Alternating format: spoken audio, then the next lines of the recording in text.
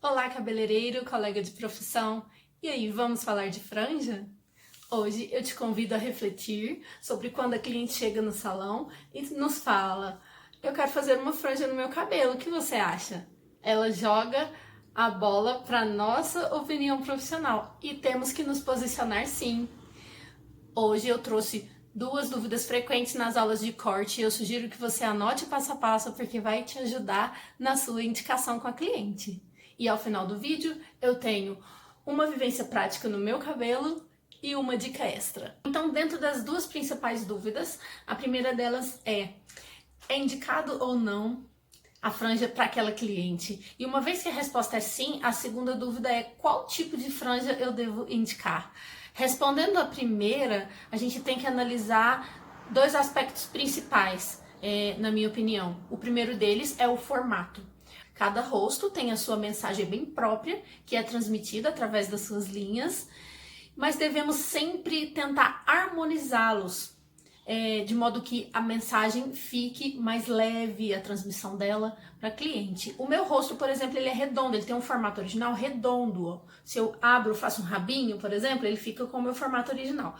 Quando eu coloco o cabelo por cima da lateral do rosto, eu faço uma moldura e eu harmonizo, eu trago uma leveza para o meu semblante. Isso é positivo, isso já é uma dica de que eu ficaria bem de franja.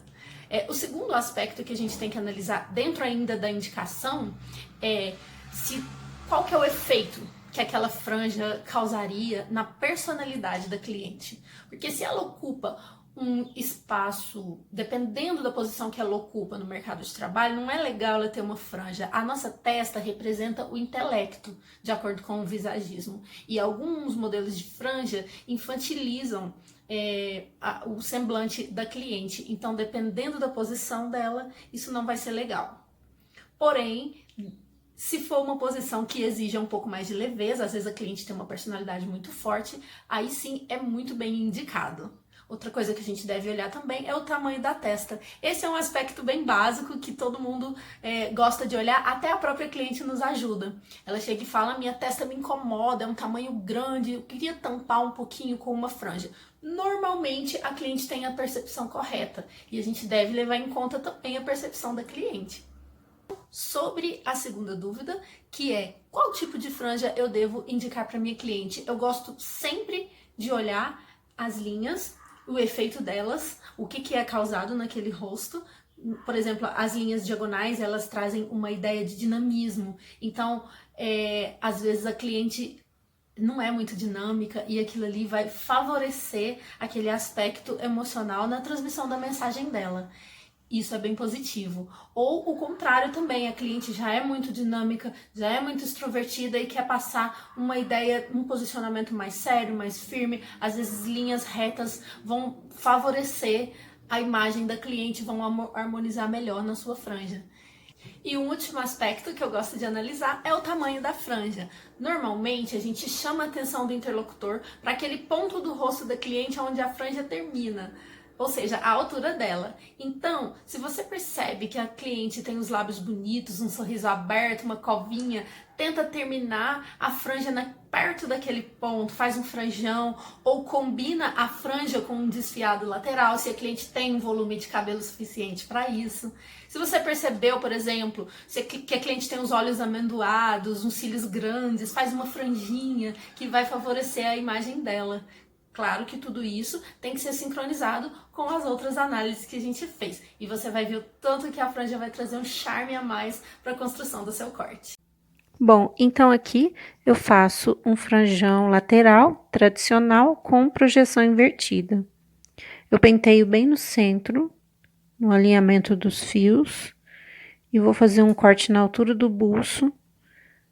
A tesoura que estou usando é fio a laser, pelo meu cabelo ser fino. Ela tem um corte mais compacto e vai me proporcionar um peso maior para minha franja, certo? Eu faço agora o alinhamento para cima dos fios e vou projetar para o lado ao contrário do que eu uso a minha franja. Isso vai me dar uma mecha guia. A partir dessa mecha guia, eu vou perfilar o cabelo inteiro, fazendo com que a parte contrária do cabelo fique mais curta. Esse é o efeito de franja tradicional lateral. Quando você joga ela para o lado invertido, ela faz um efeito diagonal, em degradê, se você usa ela completa, né, para o lado completo. Eu particularmente gosto de deixar um pouquinho para o outro lado. Então, basicamente, o que eu fiz foi retirar as linhas retas do meu perfil. Isso trouxe leveza para o semblante e ainda uma ideia de movimento e dinamismo causados pelo efeito das linhas diagonais dessa franja.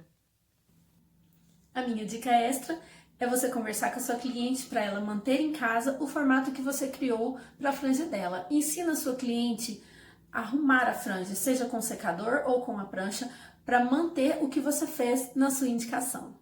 E se você gostou do vídeo, deixa seu joinha, seu comentário e compartilha com um colega de profissão ou com alguém que você saiba que gosta do tema.